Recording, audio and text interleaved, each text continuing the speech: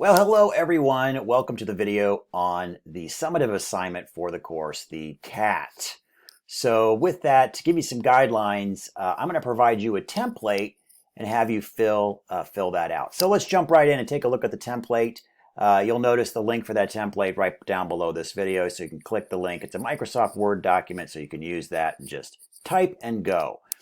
Now, there is an example used in the book in the final chapter. I believe it's the final or second to final chapter on CAT, the whole CAT chapter, which is critically appraised topics. And you've heard about this leading up to this. This was introduced very early in the process. I think in chapter 1 about methods for really aggregating that delve into the scientific literature. So that's what a CAT does. It's going to help you aggregate that. But going back to the example in the book, is pretty good. It's a little dense, I think. It's a little heavy, a little bit maybe too academic.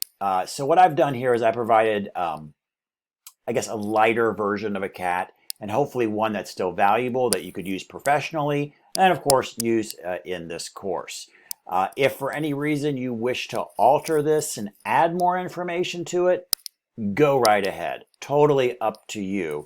There is no agreed upon format at this point of what a CAT should and should not have.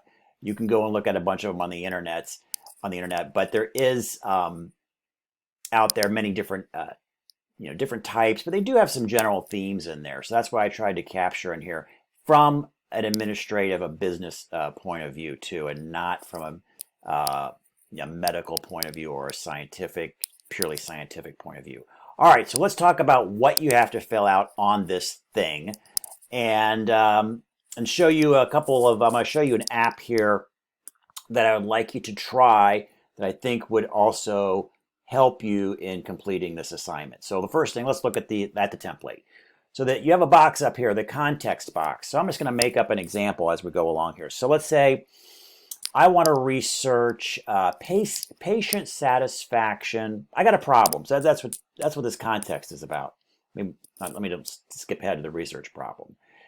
Context. What is the situation? What is the contextual situation that's going on? So let's say, for example, I'm making this up, not based off of real life, but in our medical imaging department, which has CT, MRI, ultrasound, and nuclear medicine, we are experiencing lower patient satisfaction scores. We struggle to achieve minimum benchmarks required for our organization, and also worry about the impact this would have for reimbursements for Medicare. Okay, so that would be the context. Kind of in real words, what is the problem? And all the little details there. So you're going to think of a thing that you have going on at work. Hopefully it's a real thing, okay? If not, you're totally at liberty to make something up. But I would like you to try to draw upon something at work, okay?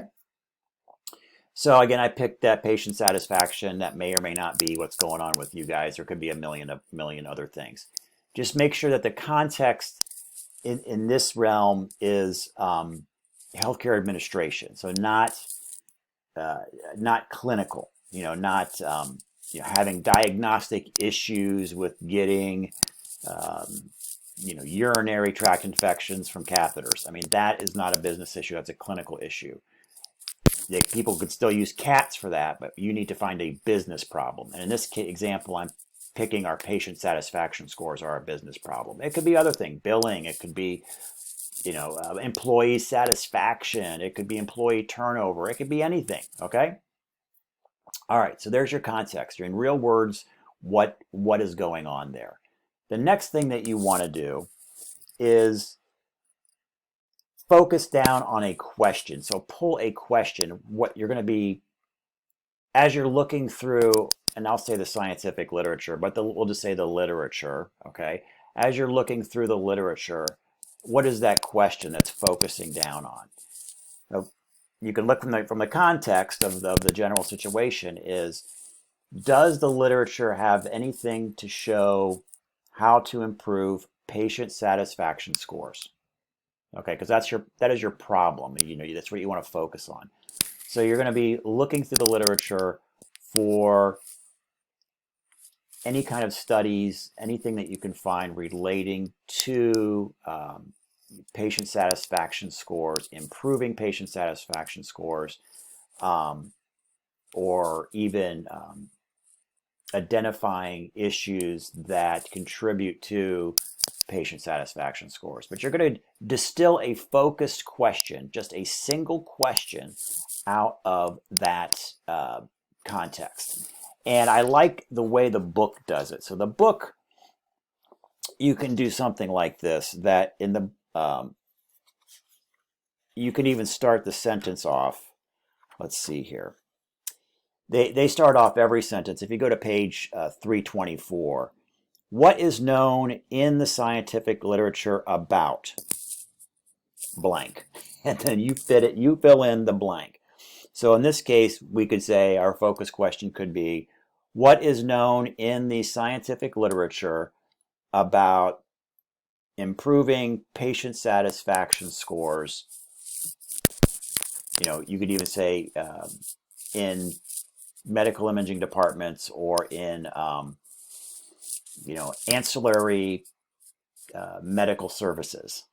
So don't make it too narrow that you can't find anything. I'm a little hesitant about just using the word just medical imaging, because I know I could find some stuff there, but I may not have enough. But you may want to start your question off that way. Again, to go to page 324 and look at some of the examples in there. You're basically looking at a single sentence that's going to distill from your context, that's your story problem, what you're looking for. From that's where the fun begins. So you got your context, you got your focus question, and now you're going to go to town at the library online, okay? And you're going to be looking for, and this term is used a lot, again, it's called the literature. And the literature typically means scientific journals, peer-reviewed journals. I'm going to allow this to open up into what we call gray literature. So if it's not purely peer-reviewed, that would be acceptable, but you don't want to use too much of that. So just, I think you kind of know what like a magazine article would be. That is not going to be scientific in nature. Okay, you're going to want to look for typically those peer-reviewed journals where there's some sort of oversight on what's published, and other individuals are looking at it before it's published and saying that yes, this kind of makes sense. Go forth and publish that. When you do the library search, you can click. When you do search, you can do scholarly journals. So I would recommend that. But again, if there is something that's maybe not pure scholarly journal, I think that's fair game. That can be fair game to use it, as long as it still follows the format of a research article. They are researching something.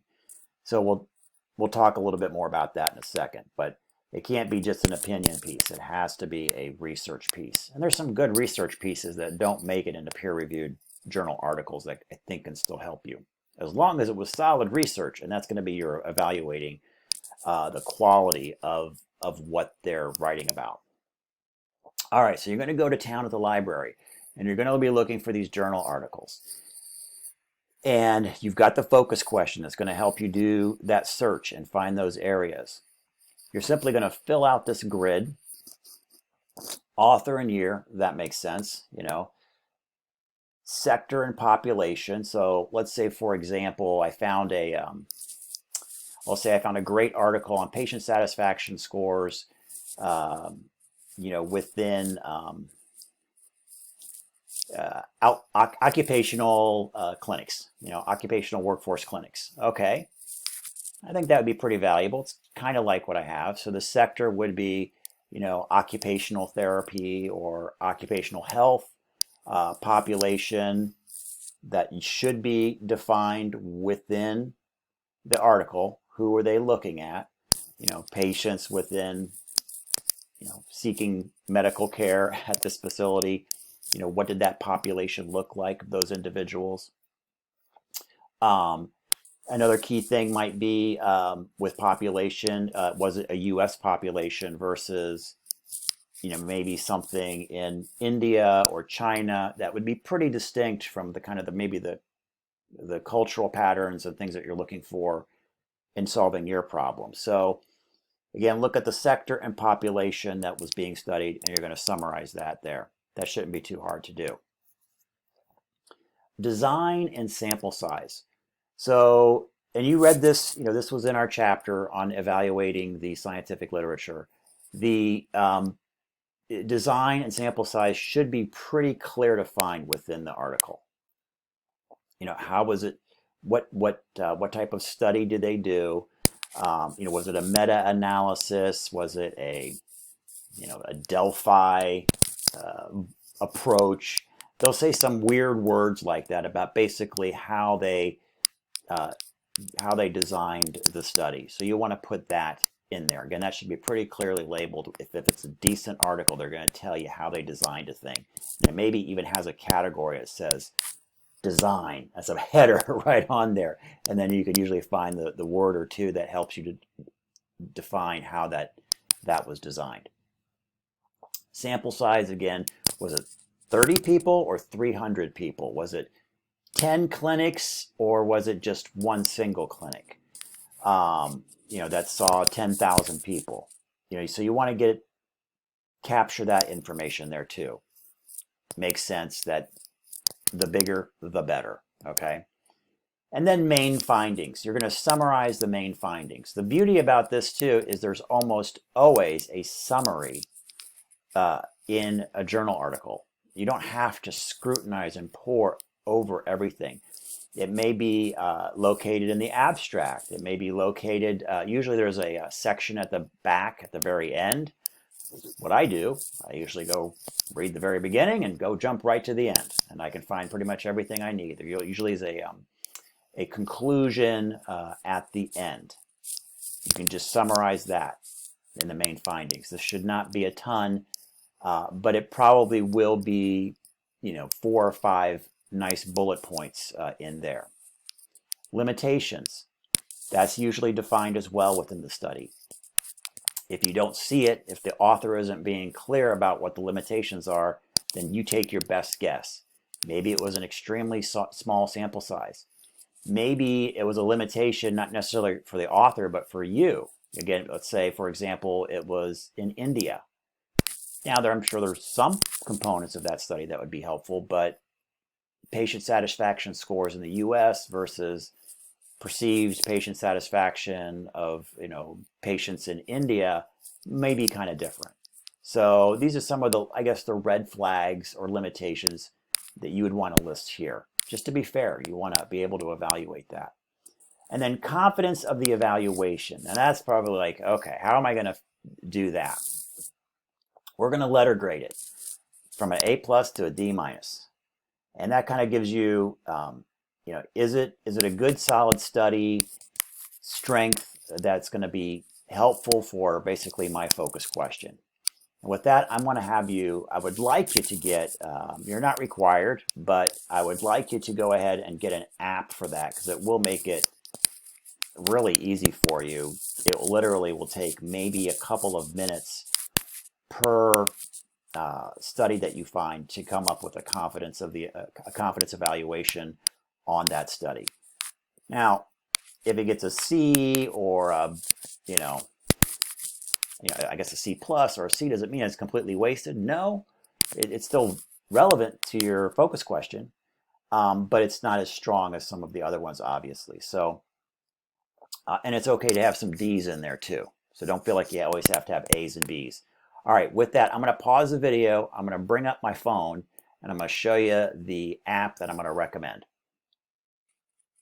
Okay, we're getting high tech here. So here is my phone. And we did the Ask Manager one a couple weeks ago, but another app to get, and you can get it at the Android store or at the App Store for iOS, is the Cat Manager. So I'd recommend getting that. That'll make your process a lot easier. We'll just close that real quick, but this is how it starts off. So it's really going to help you through a guided of series questions to come up with that letter grade that we saw earlier. You can read how it works in here, but again, we're going to have those letter grades in there of very high, high, moderate, etc. Okay? So it doesn't take too long in with the guided questions in here. So let's just pretend I have an article. It's a good journal article about patient satisfaction and in, let's say, respiratory therapy settings. And it's well written, and let's say I already know the study design because the authors clearly listed it in there. I don't have to guess. And let's say that it was a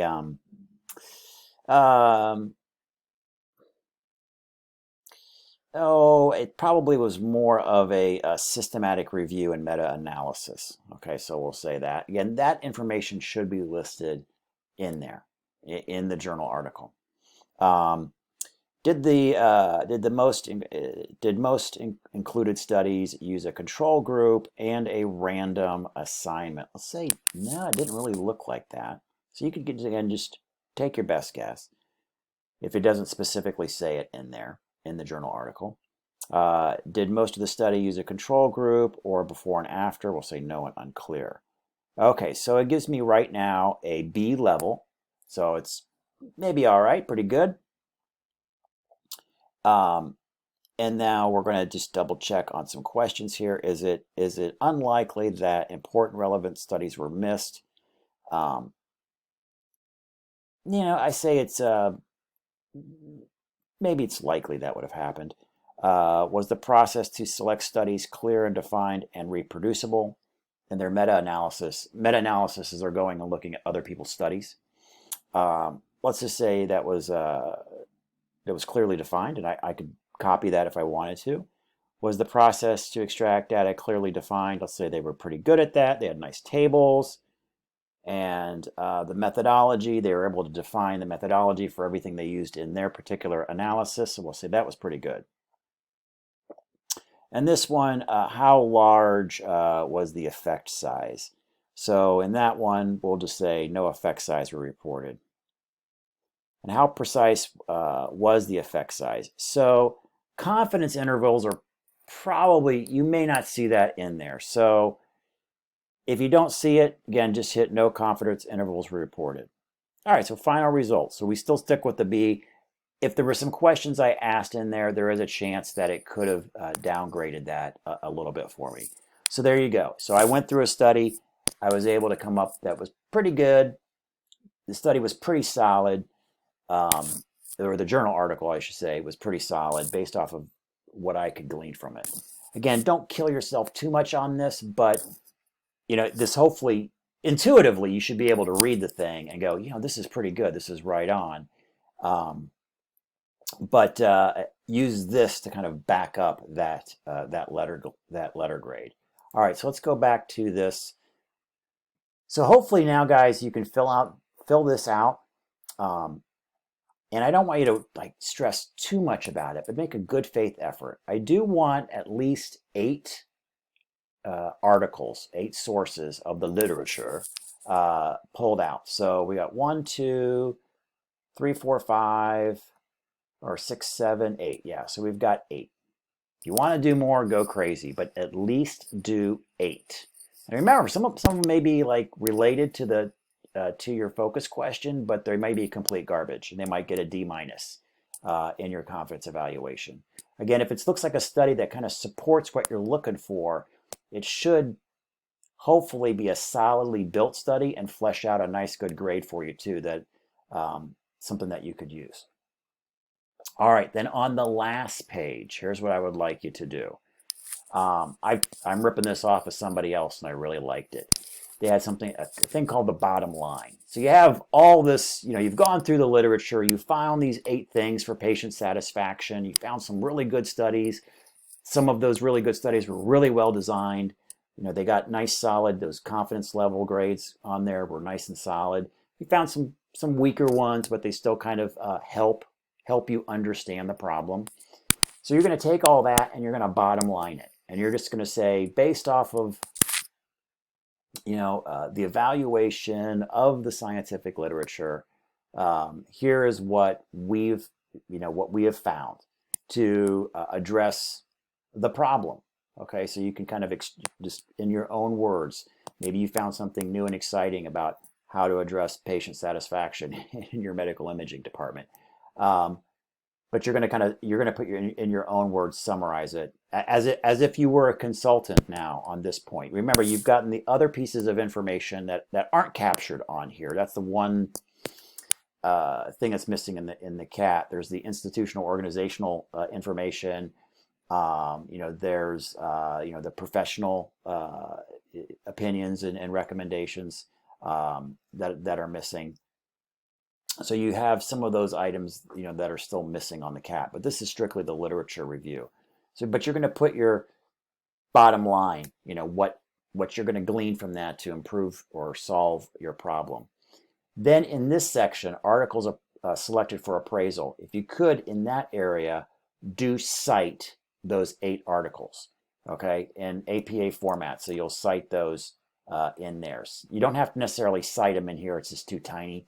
But again, just put your full citations in there for the 8 articles that you pulled out. All right, guys. Hopefully that helps you do that. So I'd recommend, if you do, right now we're approaching the end of week 6. So do 4 articles next week. Do 4 articles in our final week of the class, and it wouldn't be too stressful for you.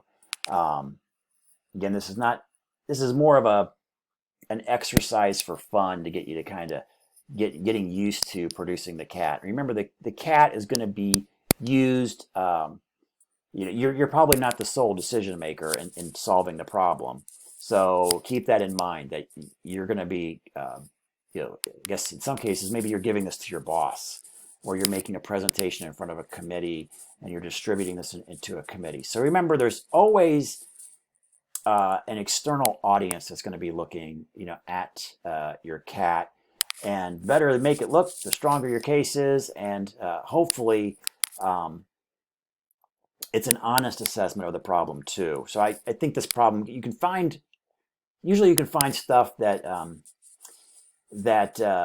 supports your initial thoughts, but don't be afraid to look for stuff that may send you in a different direction for the solution that you think may be needed for the problem. So try to be as honest as possible or as fair as possible. So if you find that journal article that kind of contradicts what you think you wanted to do, put it in there. You never, you got to be fair in that. So. But remember, those CATs are typically for an external audience, so you kind of want to make them friendly to read, and that's why I like that bottom line section, because most people are going to skip through that top part. You got to do the top part in order to get to the bottom line, but that's kind of like the executive summary. What's the bottom line of all the stuff that you did? Okay. All right, guys. So hopefully this makes the process easy for you. If you have any questions, reach out. Best way to get a hold of me is text me. A few of you already texted me this week, so great job on that. Everybody have a great week, and again, this will be due at the end of the course Sunday night, last week or last day of the class. Thanks.